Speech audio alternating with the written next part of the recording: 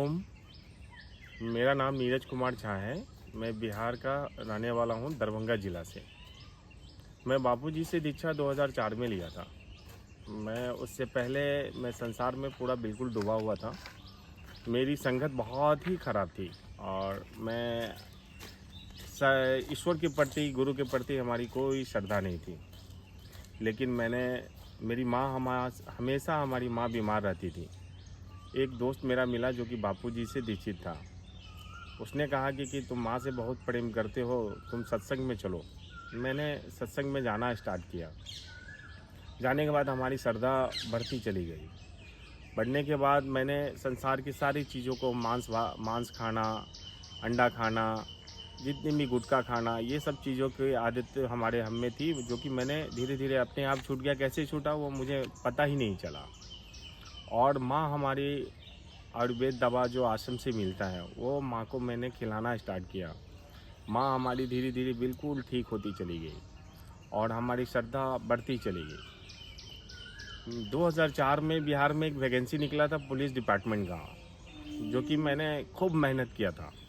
खूब मेहनत मैंने किया था और उस समय जब एग्ज़ाम का टाइम आया था तो मेरे पाँव में कुछ ऐसा हो जाता था कि मुझे मालूम ही नहीं पड़ता था कि मैं दौड़ नहीं पाता था। मैं उस समय दीक्षित नहीं था, बापूजी से दीक्षा नहीं लिया था। लेकिन मैंने बापूजी के पास जाके खूब रोया, खूब रोया। मैंने बापूजी को कहा कि बापूजी, मैं समझ रहा हूँ कि आप पुलिस की नौकरी मुझे नहीं करने देना चाहते हैं, लेकिन बापू मैंने मेहनत किया है। मेरी विनती सुनो बापू, मेरी प्रार्थना को सुनो। उसके बाद मेरा 7 एग्ज़ाम बाकी था। मेरा 7 दौड़ में हमेशा मैं फर्स्ट और सेकंड दौड़ में निकलता चला गया। मुझे पता ही नहीं चला कि मेरे पाँव में कुछ हो भी रहा है और मैं दौड़ते दौड़ते मैंने एग्ज़ाम पास भी कर गया, लेकिन मैंने नौकरी नहीं किया। कुछ ऐसी आपदा आई कि सरकार चेंज हो गई और सब कुछ चेंज हो गया। मैंने उसी दिन नौकरी करना पुलिस का डिपार्टमेंट का छोड़ दिया था। आज मैं गुरुजी की कृपा से बहुत अच्छे बिजनेसमैन हूँ। आज मेरे पास फैक्ट्री है, एडवर्टाइजिंग का काम है, इंस्टीट्यूट मैं चलाता हूँ। सबसे बड़ी बात है कि मेरी माँ, एक समय ऐसा आया दीक्षा लेने के बाद कि मेरे माँ के मुंह में घाव सा हो गया और डॉक्टर ने बता दिया कि कैंसर का रूप है, आप एम्स चले जाओ। मैं दिल्ली एम्स लेके माँ को भेजा था और मैं खुद गया नहीं था, अपने छोटे भाई के साथ माँ को दिल्ली भेजा। बड़े भैया हमारे दिल्ली रहते थे। मैं बैठ के, जिस दिन एम्स में नंबर था, उस दिन मैं बैठ के गुरुजी के पास रोता था, रोते रोते, और महामृत्युंजय जप करता रहा। डॉक्टर ने कहा कि कुछ है ही नहीं, आप कैसे बता रहे हो कि कैंसर है? डॉक्टर गलत है, वहाँ का कुछ नहीं है, माँ आपकी बिल्कुल स्वस्थ है। उसी समय मेरे बड़े भैया का फ़ोन आया। मेरे आँख से आंसू बहुत निकलने लगे।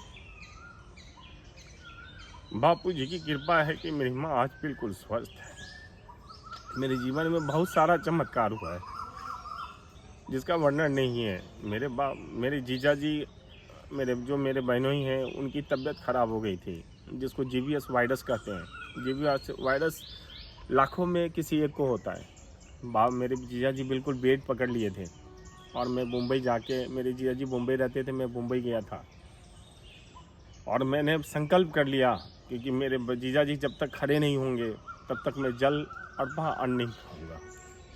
मैं त्याग दिया था कि 7 दिन में भगवान तुम्हें मेरे जीजा जी को खड़ा करना पड़ेगा। डॉक्टर ने हार मान दी थी कि नहीं हो पाएगा वो। मैंने संकल्प लिया और गोरेगांव में बरदादा का परिक्रमा किया। 7वां दिन मेरे जीजा जी खड़े हो गए।